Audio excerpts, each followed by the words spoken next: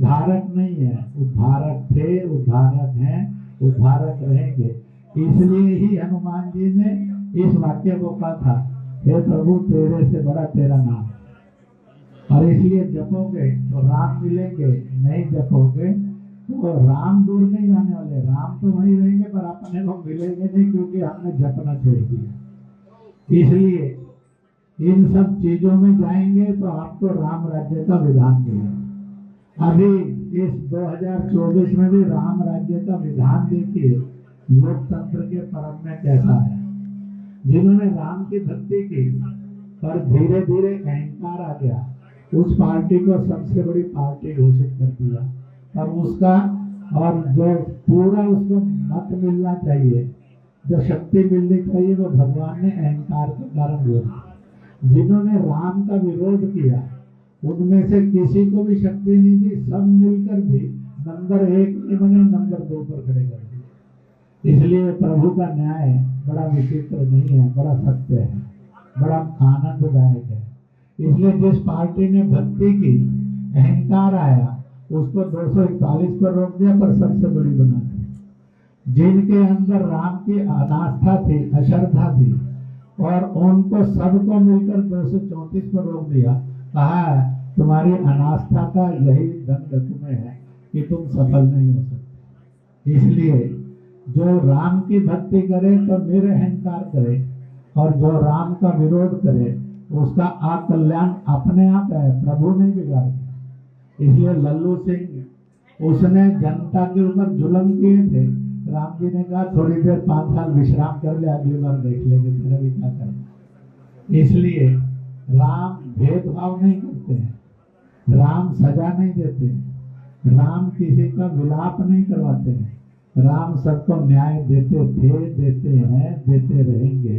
राम सदा न्याय प्रिय थे, रहेंगे। एक छोटी सी बात इस समय में और कहूंगा, राम का सीता का प्रत्याग कहानी आपने क्या पढ़ी है मैं जानता नहीं, परंतु मैं सुना जरूर देता हूँ। राम राज्य करते करते हर 100 वर्ष के बाद अश्वमेध यज्ञ करते थे।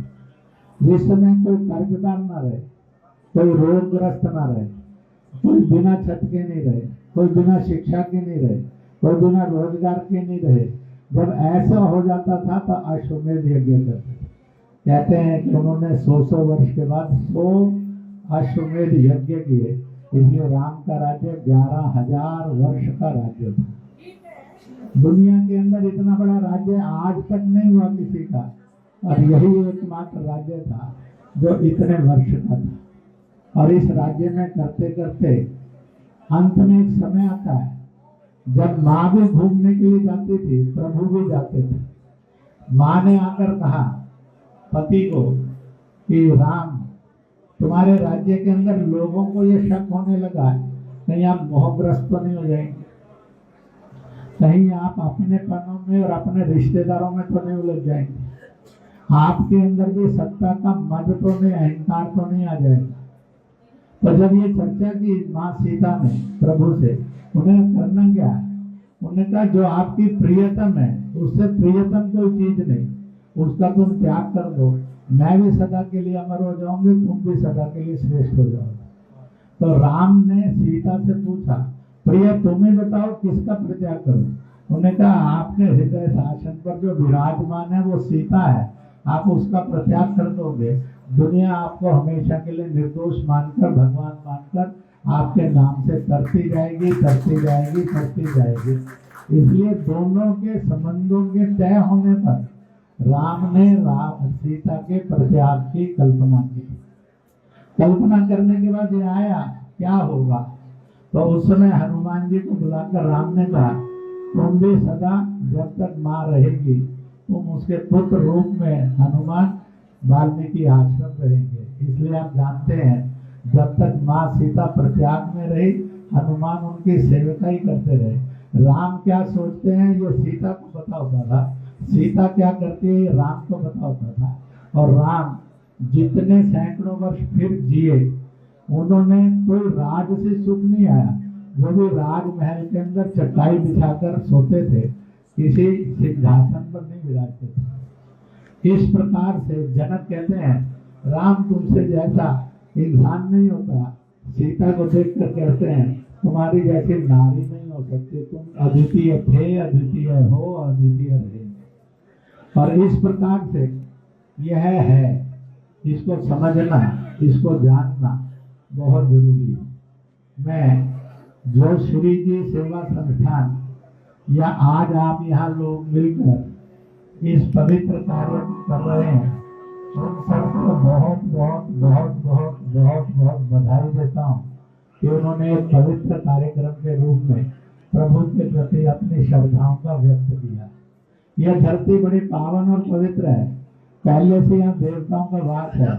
उन देवताओं में जो देव श्रेष्ठ है और उनके भक्त की गधा और उनका प्राण प्रिय शस्त्र, जिससे वो जनता का उद्धार करते थे, मुक्ति प्रदान करते थे, उन दोनों की यात्रा आ रही है।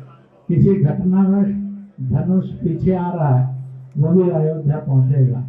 राजस्थान को, राजस्थान में जोधपुर को, जोधपुर के अंदर जो भी आप सब लोग जुड़े से इनका सौभाग्य बनेगा।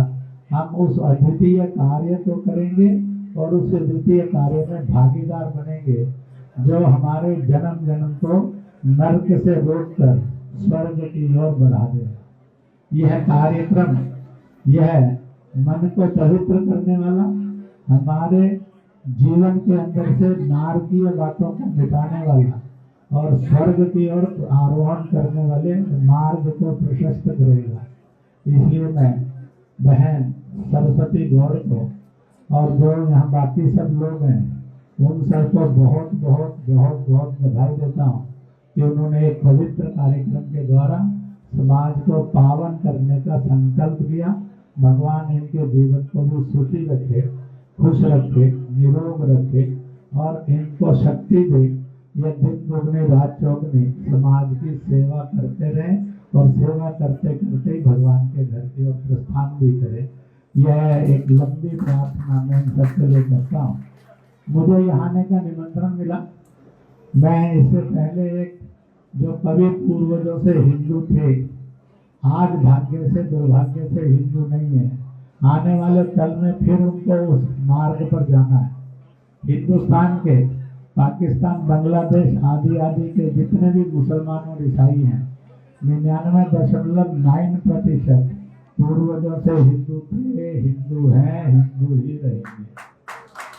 और इसलिए कहते हैं आदमी अपना मजहब बदल सकता है, अपना व्यवसाय बदल सकता है, अपना निवास बदल सकता है, अपने वस्त्र बदल सकता है, अपनी सुख सुविधाएं बढ़ा सकता है, परंतु अपने माता पिता और पूर्वज नहीं बदल सकता। हम सबसे पूछा गया अपने बाप का, दादे का, परदादे का, चरदादे का, लक्कर दादे का, सर दादे का नाम बताओ। तो जब बुद्ध नहीं थे, महावीर स्वामी नहीं थे, नानक देव नहीं थे, मोहम्मद साहब नहीं थे, ईसा मसीह नहीं थे, मोसेस नहीं थे, तो उस समय ये लोग कौन होते थे? तो हम सबका एक सत्य था है, यही राम भक्ति है, यही माता सीता की और रचना है। इसको समझें कि हम सब कौन थे और कौन रहने चाहिए। इसलिए धर्मांतरण नहीं, धर्मांधता नहीं, धर्मों का सम्मान होगा तो देश शांति से विकास करेगा। इन्हीं शुभकामनाओं के साथ आयोजकों ने मुझे समय दिया, मैंने समय का लाभ उठाकर कुछ ऐसी बातें आपके सामने गई जिसको आने वाले कल के हिंदुस्तान को भुगतना है। उसी में से एक नए हिंदुस्तान का, नए भारत का निर्माण होना है। भारत माता की जय, भारत माता की जय, भारत माता की वंदे वंदे वंदे। बोल सियावर रामचंद्र की, बोल सियावर रामचंद्र की, बोल सियावर रामचंद्र की, बोल बजरंग बली की, बोल बालाजी महाराज की, बोल हनुमान जी की, बोल हर हर महादेव।